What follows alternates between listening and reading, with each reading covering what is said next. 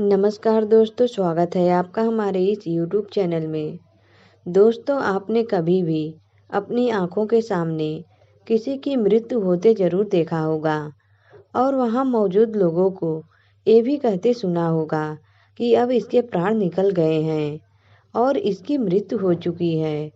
परंतु दोस्तों, क्या आपने कभी ये जानने की कोशिश की है कि आखिरकार ये प्राण अर्थात आत्मा शरीर से बाहर कैसे निकलती है? यदि नहीं, तो हमारे आज की इस वीडियो में आपको इस प्रश्न का उत्तर जरूर मिल जाएगा, जिसका वर्णन गरुड़ पुराण में किया गया है। दोस्तों, जैसे कि आप सभी जानते ही हैं, मृत्यु मनुष्य के जीवन का वो कड़वा सच है, जिसे बड़ा से बड़ा ज्ञानी भी स्वीकार नहीं करना चाहता, जबकि वह जानता है कि एक दिन सभी की मृत्यु होना तो तय है। तो दोस्तों, चलिए अब जानते हैं कि आत्मा शरीर से कैसे बाहर निकलती है और इसके पीछे की प्रक्रिया क्या है। गरुड़ पुराण के 9वें अध्याय में वर्णन किया गया है कि मनुष्य के मुख, दोनों नेत्र, दोनों नासिका रंध्र तथा दोनों कान, ये 7 ऐसे छिद्र अर्थात द्वार बताए गए हैं, जिनमें से किसी एक द्वार से सुकृति अर्थात पुण्यात्मा के प्राण निकलते हैं। गुदा से बाहर निकलने वाली वायु से मिले हुए प्राण जब पृथक हो जाते हैं, तब प्राण वायु सूक्ष्म होकर शरीर से बाहर निकलती है। इसके अलावा दोस्तों, यदि आपने कभी ध्यान दिया है तो मरते हुए व्यक्ति के सबसे पहले पैर ठंडे पड़ते हैं, उसके बाद घुटने के नीचे का हिस्सा।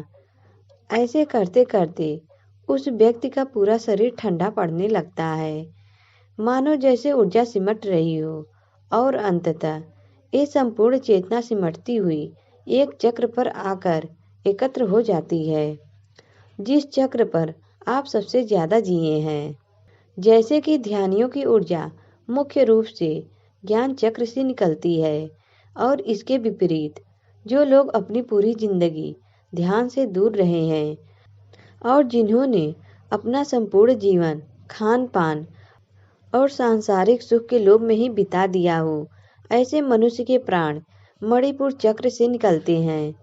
वहीं ऐसे मनुष्य जिन्होंने अपने पूरे जीवन में केवल संभोग के बारे में ही सोचा है, ऐसा मनुष्य अपने अंतिम समय में इसके बारे में न सोचे, ये तो संभव ही नहीं है।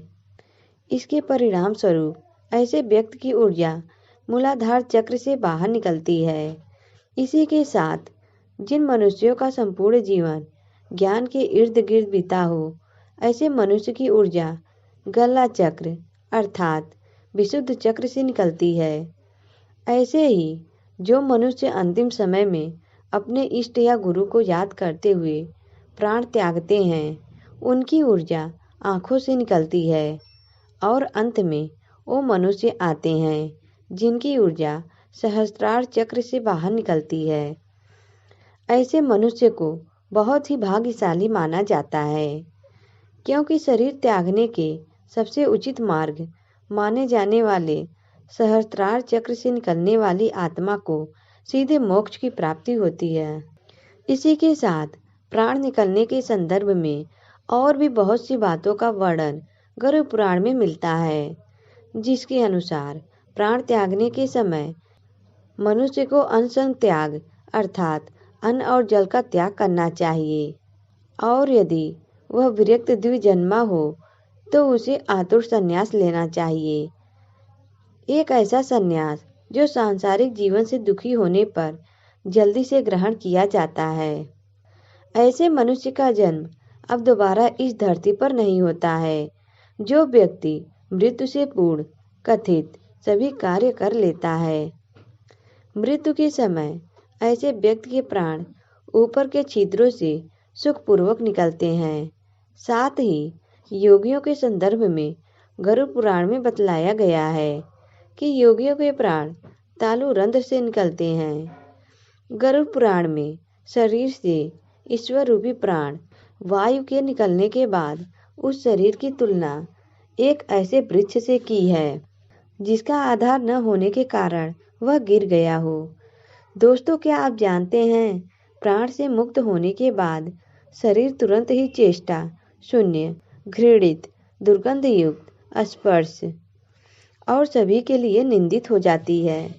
इसे आप ऐसे समझ सकते हैं, मृत शरीर में कीड़े पड़ते हैं, बोमल के समान दुर्गंध युक्त हो जाता है और अंततः चिता में जलकर भस्म हो जाता है। इसलिए क्षण भर में नष्ट होने वाले इस शरीर पर गर्व करना अनुचित है। दोस्तों, आज की वीडियो में बस इतना ही। अगर यह वीडियो आपको अच्छा लगा तो वीडियो को लाइक करें और हमारे चैनल को भी सब्सक्राइब करें। दोस्तों, वीडियो देखने के लिए आप सभी का धन्यवाद।